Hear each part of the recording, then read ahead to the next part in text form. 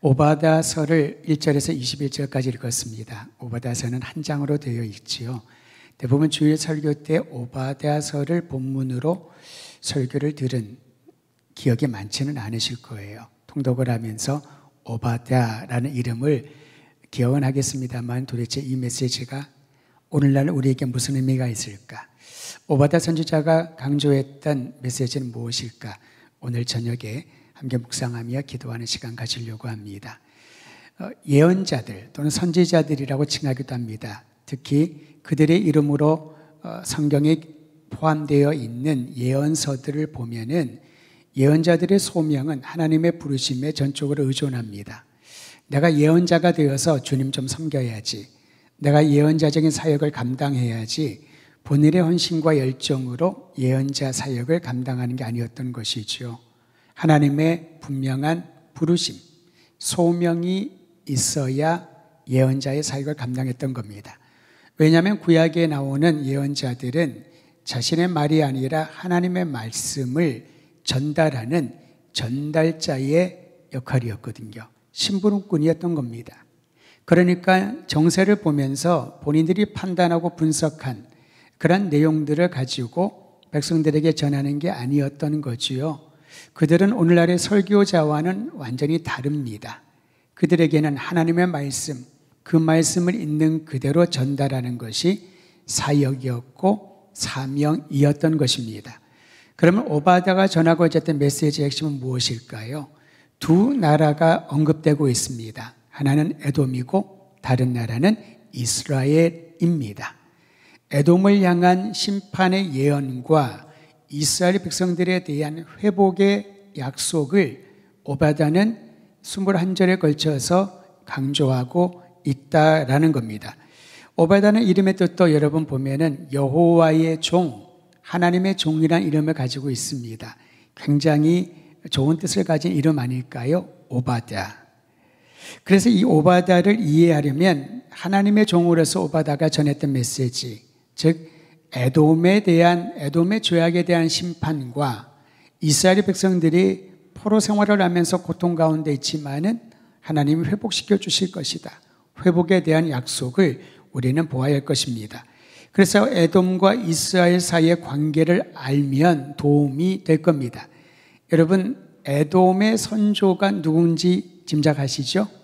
에서가 바로 에돔의 선조입니다. 즉 이스라엘의 선조가 야곱인 것을 우리가 알고 있을 때 에서와 야곱의 관계를 떠올리면은 이스라엘과 에돔 부족 사이의 관계가 어떠했는지를 어느 정도 가늠할 수가 있습니다.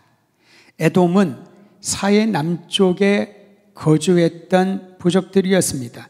실제로 에돔이라고 하는 단어는요, 히브리어로 붉다라는 뜻을 가지고 있습니다.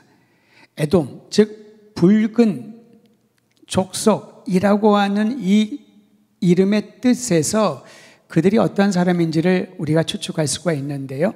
여러분, 흥분하면 얼굴이 어떻게 됩니까? 울그락불그락 한다고 그랬죠. 얼굴이 빨개지지 않습니까? 소위 말해서 적절한 표현은 아니겠습니다만 열 받잖아요. 열을 받으면 얼굴이 빨개집니다. 그게 바로 에돔이란 뜻이에요.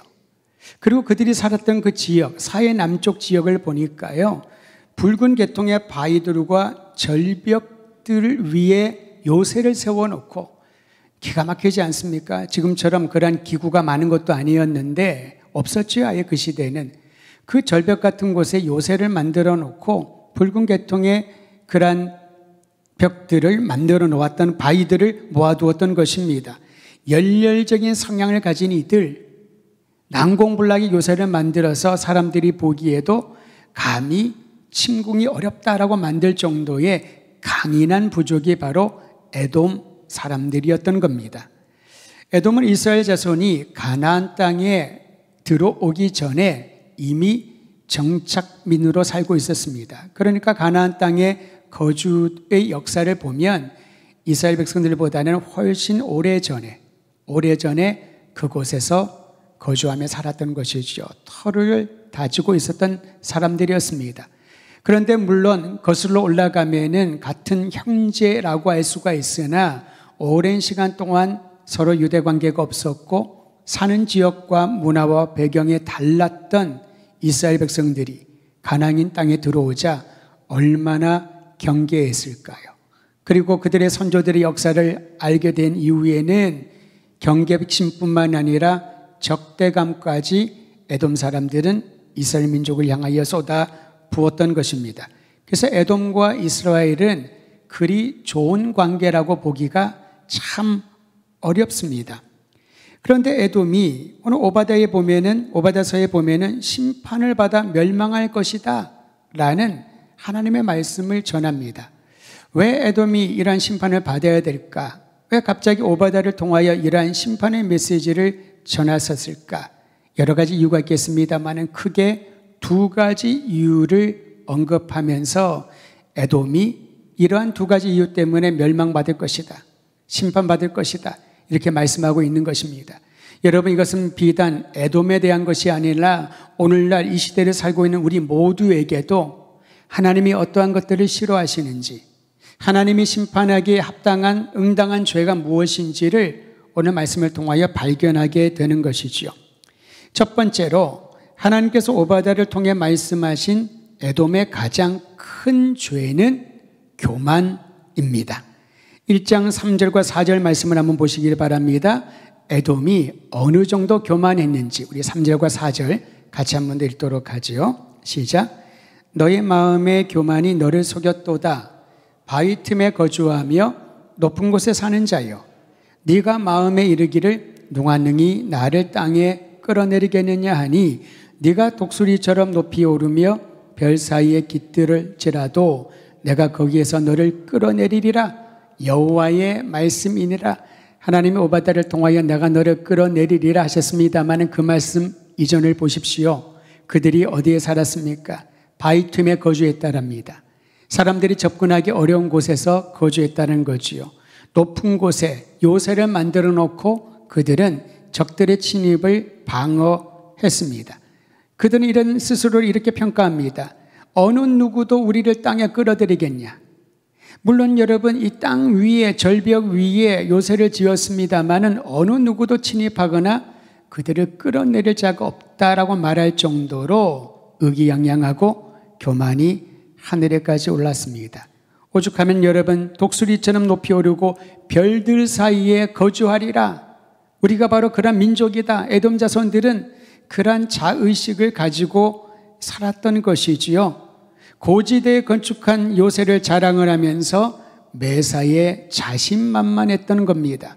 이게 바로 교만의 표시입니다. 여러분, 혹시 그런 생각 드신 적 있나요? 누가 감히 나에게 대응할 것인가? 나에게 누가 감히 함부로 할 것인가? 그런 생각들이 들 때가 있지 않습니까? 에돔 역시 자신들을 대항할 자가 아무도 없다라는 것을 공공연하게 선언하고 살았던 자들이었습니다. 이에 대하여 오바다는 여호와 하나님의 말씀을 전합니다. 에돔이 지혜가 많고 강력한 군사력을 가지고 있을지라도 영원하지 않고 멸망당할 것이라고 8절과 9절에 나와 있습니다. 너희가 아무리 타의 추종을 부러워하는 지혜와 지식과 명성과 군사력을 가지고 있다 하더라도 하나님께서 그들을 끌어내리시고 그들을 심판하시리라. 교만의 죄에 대한 하나님의 구체적인 심판의 메시지가 선포되었던 것입니다. 여러분, 우리는 창세기에서 바벨탑을 잘 기억하고 있지 않습니까? 바벨탑의 가장 큰 바벨탑을 쌓은 인간들의 죄악은 무엇일까요? 그게 바로 교만이지요. 우리가 하늘 끝까지 올라가서 우리의 이름을 만방에 떨쳐보자. 이것이 바로 하나님이 없어도 우리의 힘만으로, 우리의 능력으로 세계를 통치할 수 있다라고 하는 그러한 교만의 모습을 보여주고 있는 것입니다. 에돔이 그러했다라는 것이지요. 인간이 스스로 쌓아 올린 명성과 권력은 그리 오래가지 않습니다. 영원 무궁토록 명성과 권력이 유지될 거로 생각을 하지요. 자손 대대로 우리 가문의 명성이 이어질 것이라고 생각을 하지만은 하나님은 교만한 자의 맥을 끊으시고 그 흐름을 바꾸어 놓으신다라고 에돔을 통하여, 그리고 오늘날 우리들에게도 말씀하고 있는 것입니다. 첫 번째 가장 큰 죄악이 교만의 죄였던 것이지요. 하나님을 알 수 있는 교회가 많았음에도 불구하고 그들이 의지했던 것은 하나님이 아니라 자기 자신들이었습니다. 두 번째 에돔이 범한 죄악은 매우 좀 실제적인 건데요. 유다 백성들이 환난당할 때, 바벨론의 포로로 잡혀갔을 때에 그들은 방관한 죄를 오바다를 통하여 하나님은 지적하고 있는 것입니다. 방관했던 것이지요. 어떤 학자는 이 에돔이 이스라엘이 남유다가 멸망하여 바벨론에게 붙잡혀갔을 때에 그들의 방관한 것을 이렇게 표현했습니다. 그냥 방관이 아니라 악의적인 방관이라고. 그저 눈에 들어오지 않아서 무심해서 방관한 것에 그치지 않고 속으로 기뻐하며 즐겼다는 것입니다. 잘됐다. 거 봐라. 너희의 선조 야곱이 우리 선조 에서에게 해주었던 그 일에 대한 응당한 심판을 받는 것이다. 그들은 그렇게 즐거워하며 악의적인 방관을 했던 것입니다. 여러분, 누가 봤을 때 하면 배가 아프다고 하지 않습니까? 그거는 질투식일 수도 있겠지만은 다른 면에서 보면은 악의적인 것들이 그 생각 가운데 몸의 현상으로 나타나는 걸 알 수 있습니다. 주전 587년 예루살렘이 바벨론 군대에게 함락되었을 때 에돔이 보여준 행동을 보면은 알 수가 있지요. 그들에게 피하였던 유다 백성들을 오히려 무시하고 억압하고 바벨론 군대에 그들을 넘겨주었던 것입니다. 고통당하고 있는 유다 백성들을 조롱하면서 그들의 괴로움을 자신들이 모였을 때의 이야기거리로 삼았던 것이지요. 겉으로는 그들의 아픔을 안타까워하는 것처럼 말을 하지만은 속으로는 통쾌함을 누리면서 오히려 나와 경계관계에 있었던 유다 백성들이 이제는 잡혀갔구나, 포로가 되었구나, 멸망하였구나, 그런 기쁨을 누렸다는 것입니다. 하나님은 형제의 아픔을 방치하는 에돔을 기뻐하지 않으셨습니다. 특히 악의적인 방관, 의도적으로 돕지 아니하고 그들의 고통을 오히려 즐겨했던 에돔의 마음을 주님께서 기뻐하지 않으셨다는 거지요. 이러한 이유들 때문에 교만과 악의적인 방관으로 인해서 하나님은 에돔을 징계하시고 심판하시겠다라고 오늘 말씀하고 있는 것입니다. 에돔이 받을 심판의 내용은 11절에서 14절까지에 나와 있습니다. 우리가 조금 더 쉽게 이해할 수 있는 말로 제가 풀어서 에돔이 받을 심판을 이렇게 정리해서 알려드립니다. 예루살렘이 정복당할 때 아무것도 하지 않고 방관하던 자들이 이제는 거꾸로 그들의 동맹국들에게 침입을 당할 것이다 라고 말합니다. 두 번째, 형제의 고통을 즐기며 방관하던 자들이 이제 역으로 다른 사람들에게 모욕당하고 멸시당할 것이다. 세 번째, 약탈을 일삼던 이들이 이제는 약탈당하고 버림받을 것이다. 네 번째, 환난을 피해 도망하는 이들을 무시하고 도와주지 않았던 이들이 이제는 주변 나라들에 의해서 그들이 괴롭힘을 당하게 될 것이다. 하나님께서는 환경을 통하여 역사 가운데 에돔이 유다 백성들에게 보여주었던 그러한 행동들을 그대로 되갚아 주시는 것을 오늘 성경을 통하여 발견하게 됩니다. 하나님이 이스라엘을 대신하여 그의 백성들을 대신하여 에돔에게 보복하시는 거지요. 그러므로 사랑하는 성도 여러분, 내가 나의 힘으로 어떤 기회를 만들어서 상처 준 이들, 나에게 고통과 멸시를 준 이들을 보복하려고 기회를 엿보지 말기를 바랍니다. 그것 또한 하나님 보시기에 온전하지 않다라고 말합니다. 대신에 그의 백성들을 고통 주고 억압하였던 이들에 대하여서는 하나님께서 친히 만져주시고 다루어 주신다라는 것이지요. 교만한 에돔에 대한 심판의 예언은 거기서 멈추지 않고 하나님의 백성들의 구원에 대한 약속으로 전환됩니다. 이게 오바댜서의 두 번째 큰 주제입니다. 교만하고 악의적인 방관을 하며 그의 형제, 그의 친족들의 고통을 즐겨했던 이들에게 하나님이 보응해 주시지만은 하나님의 백성에게는 비록 지금 바벨론 포로로 잡혀가지만은 구원과 회복의 약속을 오늘 15절 이하에 기록하고 있습니다.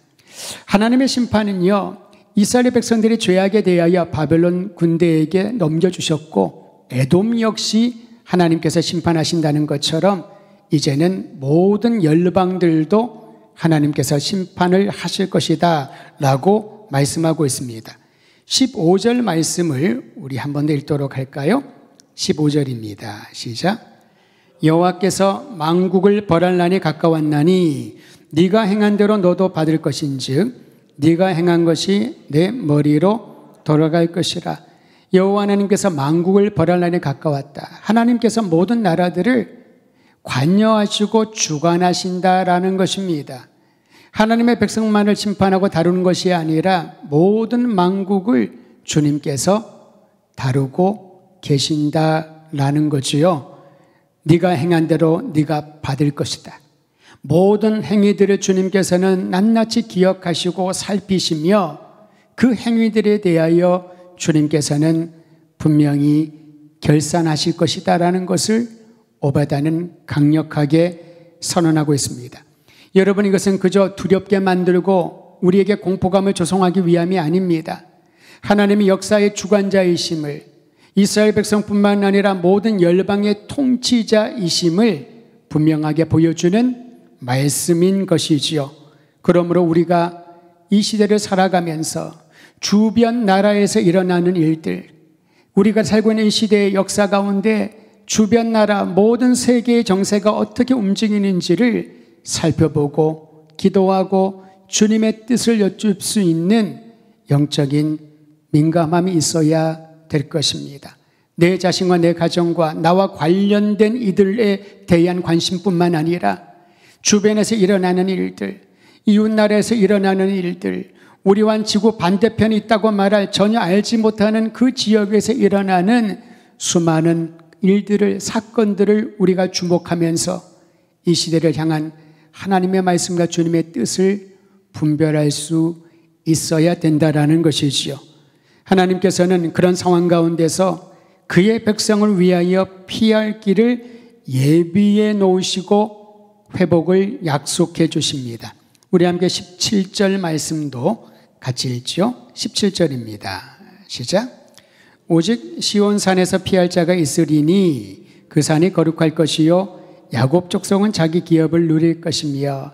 분명하게 언급하고 있지 않습니까? 시온산, 하나님의 산, 거룩한 산, 이것은 지형적인 의미를 넘어섭니다. 하나님의 임재가 있는 그곳에 피하는 자, 하나님이 함께 하시는 그곳에 거하는 자는 거룩해지고 안전할 것이며 하나님의 백성은 기업을 유산으로 얻게 될 것이다 라는 겁니다. 하나님께 피하는 자가 안전한 것은 주님이 피난처가 되시기 때문에, 주님께서 우리의 방어가 되시고 방패가 되시기 때문에 그러합니다. 사랑하는 성도 여러분, 살아계시고 우리의 아버지이시며 보호자이신 하나님께 피하는 자들에게 주님의 능력의 손이 모든 적들의 공격과 역경으로부터 우리를 보호해 주시고 인도해 주실 줄을 믿으시기를 바랍니다. 특히 하나님의 백성에게 기업을 더하여 주신다고 했는데요, 19절과 20절에 보면 하나님이 주실 기업의 목록이 쭉 기록되어 있습니다. 19절과 20절은 제가 한번 읽어드립니다. 여러분 눈으로 따라 보시면 되겠습니다. 그들이 네겝과 에서의 산과 평지와 블레셋을 얻을 것이요, 이방 부족들이죠. 또 그들이 에브라임의 들과 사마리아의 들을 얻을 것이며 베냐민은 길르앗을 얻을 것이며. 다 빼앗겼던 땅들이 회복된다는 겁니다. 20절, 사로잡혔던 이스라엘의 많은 자손은 가나안 사람에게 속한 이 땅을 사르밧까지 얻을 것이며 예루살렘에서 사로잡혔던 자들 곧 스바라에 있는 자들은 네겝의 성읍들을 얻을 것이다. 사로잡혀서 자신의 모든 재산과 명성과 가족들과 터전을 잃었던 이들이 이제 더 확장된 영역까지 하나님께서 유산으로 주실 것이니 회복시켜 주시는 하나님을 기대하며 담대하게 나아가라 라고 요청하시는 것입니다. 교만한 자들을 멸하시고 회복을 갈망하는 이들을 구원하시고 은혜를 베푸시는 하나님, 그분이 오베다가 살았던 그 시대의 하나님이시고 21세기 오늘날 이 시대를 살아가는 우리의 아버지의 하나님이신 줄을 믿고 여러분 믿음으로 주님의 뜻을 구하며 주님께서 회복시켜 주실 놀라운 은혜를 갈망하기를 간절히 소망합니다. 우리 개인과 교회 공동체에 적용할 말씀이 있습니다. 첫 번째는요, 세상의 불의나 연약한 자들의 고통에 내가 방관하고 있지 않은지를 수시로 점검해 보아야 됩니다. 그저 지나가는 연민, 동정, 그런 감정들은 누구나 가질 수가 있지요. 그런데 에서가 그랬다는 겁니다. 에돔 부족이 그랬다는 겁니다. 그의 형제, 친족이라고 할 수 있는 이스라엘 백성들의 고통에 전혀 동참하거나 또는 그들의 도움의 손길을 내어주지 않았던 것이지요. 오히려 방치하고 방관하고 내적으로 큰 기쁨에 휩싸여 있었던 것입니다. 무의식 중에 교만의 자리에 오르게 된 이들, 또한 의도적으로 자신의 이름을 떨치고 싶었던 에돔의 사고와 같은 이들은 다른 사람들에 대하여 무심할 수밖에 없지요. 내가 높은 자리에 앉아 있으면 가장 낮은 자리에 있는 아픔을 어떻게 헤아릴 수가 있을까요? 내가 내 자신의 문제에 휩싸여 있으면 다른 사람들의 고통과 문제들을 어떻게 헤아려 볼 수가 있을까요? 교만은 타인에 대한 무관심뿐만 아니라 하나님의 생각에 대하여 무감각하게 만듭니다. 에돔을 다시 한번 보십시오. 그들의 교만을 하나님께서 책망하실 때에 그들은 바위 틈에 거주하며 높은 곳에 요새를 만들었다고 합니다. 독수리처럼 별들 사이에 우리는 거할 만큼 타고난 명성과 능력을 가진 부족이라고 그들이 얼마나 자랑했었습니까? 하지만 하나님이 그곳에서 그들을 끌어내린다고, 아무도 끌어내릴 자가 없다라고 자신감에 가득 차 있던 그들에게 하나님께서 끌어내린다고 말하고 있지 않습니까? 오늘 우리의 주변에 일어나는 수많은 일들과 연약한 이들을 바라보면서 우리의 마음을 다하여 하나님 앞에 의탁하며 기도하는 시간, 그리고 우리의 손을 내밀어 도움의 손길을 줄 수 있는 은혜가 있기를 간절히 소원합니다. 요즘 뉴스를 들을 때마다 너무나도 충격적인 뉴스들을 들으면서 마음이 너무나도 고통스럽습니다. 아이는 분명히 태어났는데 그 아이의 존재가 이 지구상에 확인이 안 되는 거예요. 그래서 이제 찾아보니까 발견된 사람들, 아이들만 너무나도 놀랄 정도의 숫자가 이 땅에서 하루 몇 주의 삶을 살다가 죽임을 당하고 버려지고 유기되는 일들을 보게 됩니다. 사랑하는 성도 여러분, 어떻게 그런 일이 21세기를 살고 있는 대한민국 이 땅 위에서 일어날 수가 있을까요? 어떤 이들은 저 멀리 다른 나라의 이야기로 생각했을 것입니다. 여전히 정치적인 혼란 가운데 내전이 있고 여성들과 어린아이들이 버림받고 학대당하는 딴 나라 이야기라고 생각할 수도 있을 것입니다. 복지가 잘 되어 있고 정치적인 안정이 있고 경제 대국에 속하는 그러한 대한민국이라고 자랑할 때에 여전히 생명을 경휼히 여기는, 생명을 귀히 여기지 아니하는 그러한 것들이 우리 사회, 우리 시대에 존재하고 있는 것을 봅니다. 비단 누구의 잘못을 떠나기 전에 우리의 책임인 줄을 알고 연약한 이들을 방관하지 아니하고 살피며 돌볼 수 있는 그러한 은혜가 우리 모든 성도들에게 교회에 있기를 간절히 소망합니다. 두 번째로 적용할 말씀은요, 하나님은 그의 백성들을 결코 잊지 않으신다라는 사실을 믿음으로 선포하시기를 바랍니다. 여러분, 사람이 언제 외로움을 느끼나요? 사람들로부터 잊혀졌다고 여겨졌을 때. 언제 신앙에 가장 침체가 찾아올까요? 하나님이 나를 잊어버리셨다라고 생각하는 그런 느낌이 드는 순간에 기도도 되지 않고 신앙의 침체에 빠지게 될 것입니다. 우리의 느낌은 그럴 수 있습니다. 그러나 성경은 살아계신 하나님의 약속을 분명히 말합니다. 내가 너희를 결코 잊지 아니하리라. 이스라엘 백성들이 아수르에 멸망하고 남유다가 바벨론에 멸망하여 포로로 잡혀갔던 그런 역사적인 고통의 순간을 겪었지만은 하나님은 그의 사람들을 보내셔서 이스라엘 백성들에게 그 마음에 위로하십니다. 내가 너희를 돌아오게 하리라. 이 포로기는 영원히 오래가지 않으리라. 다만 이 시간을 통하여 여호와 하나님을 향한 신앙을 회복하고 주님께로 돌아오기를 간절히 요청하지 않으셨습니까? 사랑하는 성도 여러분, 각 사람을 잊지 아니하시고 기억하시는 하나님, 하나님께서 우리를 구원하신 은총을 영원토록 지켜주실 뿐만 아니라 우리의 모든 상황들을 살피시사 회복시켜 주시고 새로운 일을 행하여 주실 것입니다. 생명의 근원이시요 모든 나라의 통치자이시며 우리의 아버지이신 하나님께서 오늘 그리고 내일 새로운 일을 행하실 줄을 기대하며 믿음으로 한 걸음 한 걸음 내딛기를 주의 이름으로 축원드립니다.